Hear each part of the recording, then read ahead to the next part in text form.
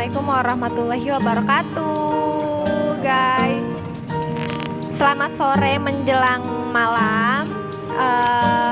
Pada hari ini aku mau wawancarai seorang Jaja Suhana. Kali ini aku akan mengorek cerita-cerita dia, apa aja sih cerita hidupnya dari awal dia pergi dari kampung ke Jakarta. Nah, kali ini aku mau wawancarai tentang dia menjadi seorang marbot dari tahun berapa, Kak? Dari tahun 2014. Nah, dari 2014 sampai sekarang ya. Oke, langsung aja pertanyaan pertama. Kok langsung aja sih kayak MC? Nggak apa-apa, santai aja. Oke, aku mau nanya apa sih yang dimaksud dengan marbot? Kemudian bedanya dengan takmir masjid itu apa? Oke. Terima kasih. Assalamualaikum warahmatullahi wabarakatuh. Selamat sore teman-teman semua. Terima kasih atas pertanyaannya Putri. Baik, hari ini di konten ini saya akan menjawab beberapa pertanyaan yang tadi mengenai apa sih tadi ini ya, apa itu marbot ya, marbot, terus kemudian bedanya sama takmir. Jadi menurut saya marbot itu adalah penjaga masjid ya, penjaga masjid yang memang didedikasikan untuk menjaga baik itu kebersihan masjid maupun peribadatan di masjid, maksudnya seperti azan, jadi imam dan segala macam. Nah, bedanya sama takmir itu, kalau takmir itu menurut saya itu hanya khusus sebagai di peribadatannya saja. Maksudnya takmir itu kayak imamnya, muadzinnya gitu kan, yang tentang peribadatan lah. Tapi kalau marbot lebih kompleks, jadi lebih banyak cakupannya gitu kan. Dia yang bersih juga gitu kan, yang azan juga, yang imam juga, segala macam. Iya. Ya, imam juga bisa. Ya, sebenarnya hanya istilah aja sih, tapi kalau marbot menurut saya lebih luas cakupannya. Kayak gitu, Kak. Oke, langsung ke pertanyaan selanjutnya ya.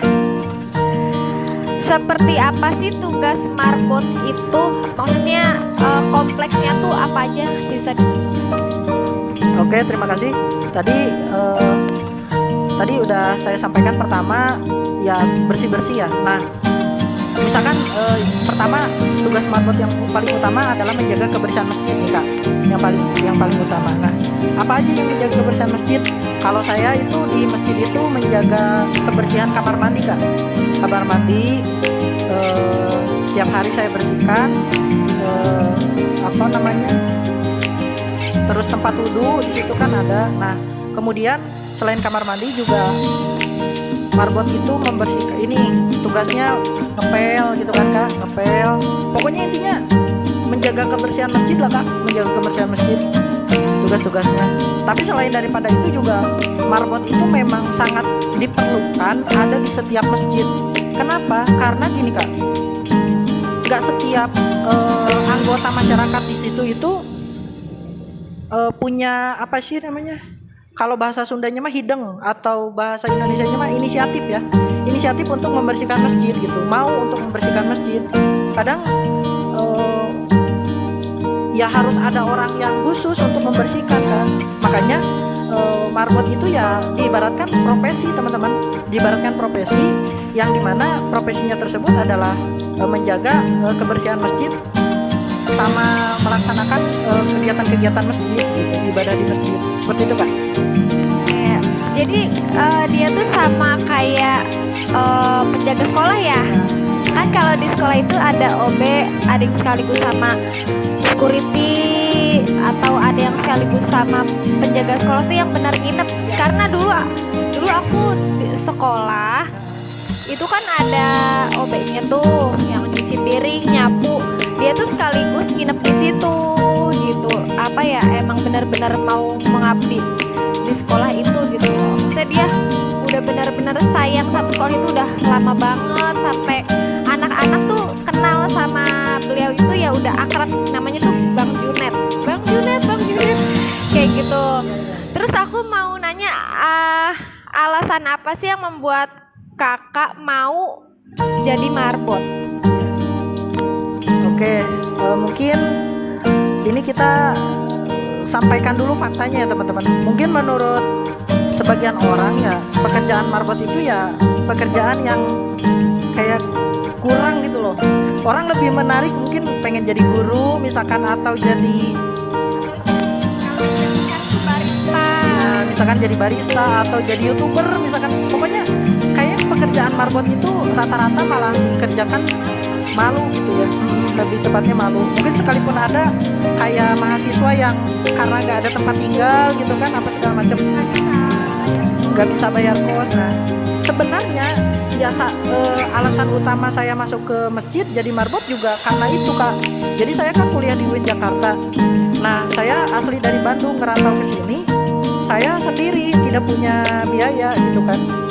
Akhirnya gimana caranya supaya saya dapat tempat tinggal, tidak bayar, ya di masjid gitu kan.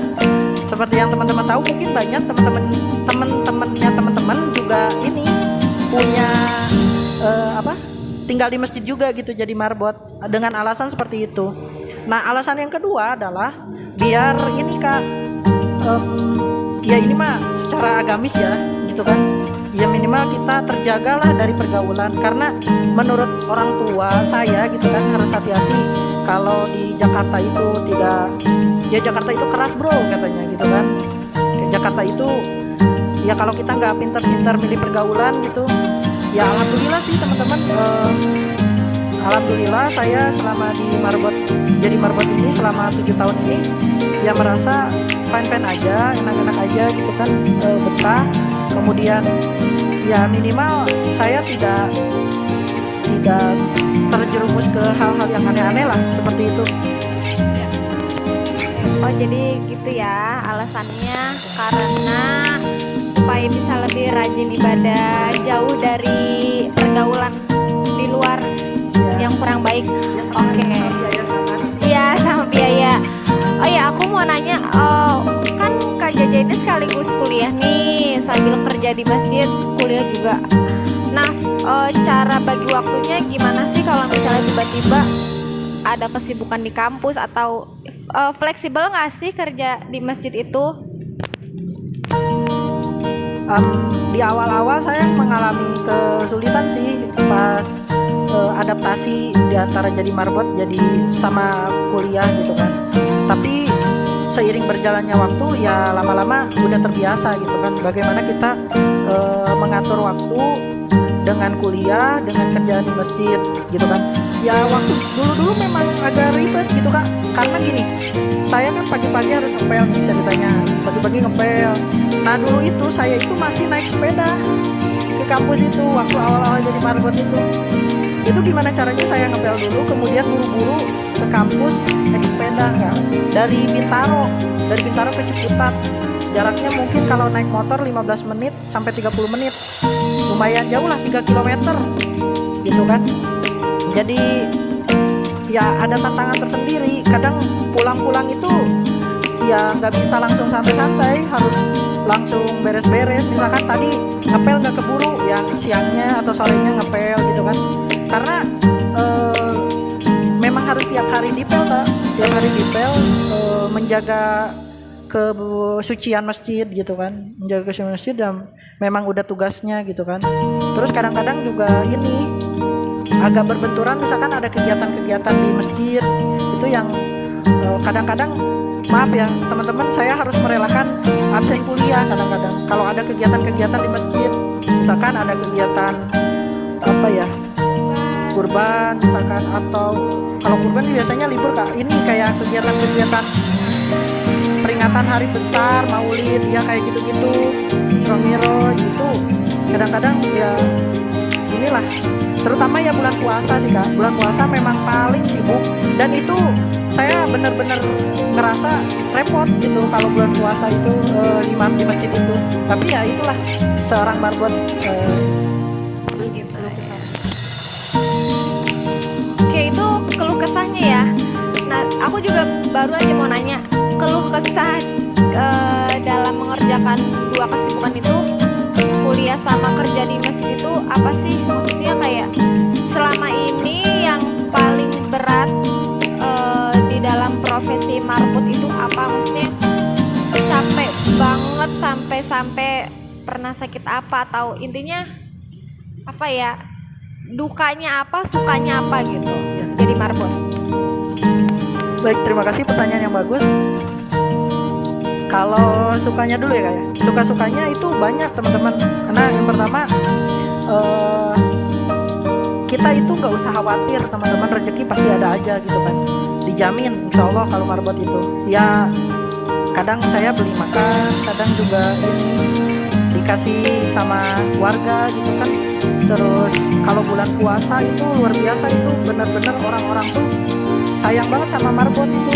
Kadang kita dikasih THR nih, tiap marbot dikasih THR sama warga-warga gitu kan. Gak semua warga tapi ada sebagian banyak lah teman-teman, warga-warga. Nah kemudian ya ini kalau secara ini kita terjaga lah sholat 5 waktu kan. Sholat 5 waktu kan kita di masjid ya harus tepat waktu lah gitu. Itu sukanya ya. Kalau dukanya mungkin ini, dukanya itu adalah bagaimana kita itu harus ikhlas. Kayak saya nih teman-teman, saya itu kan dapat kerjaan nyuci kamar mandi.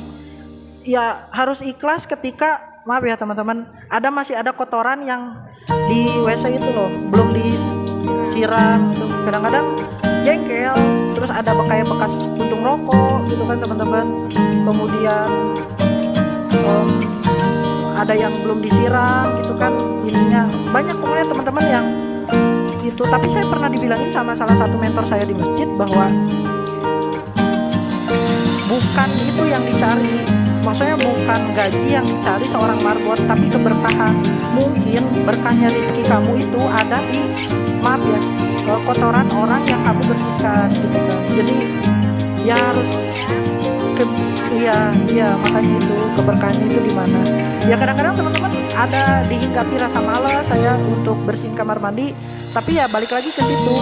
Satu, itu harus selalu dibersihkan karena itu tanggung jawab saya digaji di masjid dan saya harus bersihin gitu. Yang kedua, yaitu tadi mungkin keberkahan saya ada di situ. Ketika saya mau mengerjakan sesuatu yang paling jorok sekalipun, insya Allah tidak diam dan pasti ada keberkahan di situ kak. Jadi dukanya itu harus bersihin yang kita nggak mau ya sebenarnya, tapi sukanya ya banyak pahala ya insya Allah. Jadi ingat Allah terus ya. Sebenarnya marbot sama takmir berarti nggak ada perbedaan ya kak. Jadi kayaknya kita sendiri yang membedakan gitu loh. Karena setahu aku tuh banyak takmir itu ya marbot, jadi ada yang sekaligus jadi imam juga. Kan biasanya tuh dicari marbot yang hafal Quran 30 juz, siap stay di masjid 5 waktu gitu kan. Terus ya intinya fase, bisa jadi imam, bisa apa segala macam, sekaligus bisa bersih-bersih. Tapi kan kenyataannya nggak ada yang bisa bukan sibuk gitu, maksudnya full time kayak gitu kan. Maksudnya nggak bisa ada yang bisa semuanya gitu loh dalam satu waktu. Jadinya biasanya ada 2 orang gitu ya, yang satu bagian imam atau yang bagian ngaji-ngaji lah gitu, yang satu bagian bersih-bersih gitu. Oke, terima kasih Kak Jaja. Jadi guys, pelajaran yang bisa kita ambil dari profesi ya, marbot itu profesi. Jadi marbot itu bukan suatu hal yang perlu kita malu gitu loh. Jadi kita nggak perlu malu untuk kerja jadi marbot, karena marbot itu sama aja kayak pekerjaan di luar, kayak misalnya yang suka bersih-bersih di sekolah, di mall atau di mana. Kemudian bedanya atau kelebihannya malah bisa stay gratis di mesnya gitu kan, atau di masjidnya juga. kelebihannya juga apa? Tetap ada gaji kan, ada gaji, terus bisa ya ibadahnya bisa lebih fokus lah ya. Betul. Aku juga mau ucapin terima kasih juga udah banyak pelajaran yang aku ambil dari pekerjaan di jadi marbot ya. Oke teman-teman, makasih ya udah nonton. See you next time.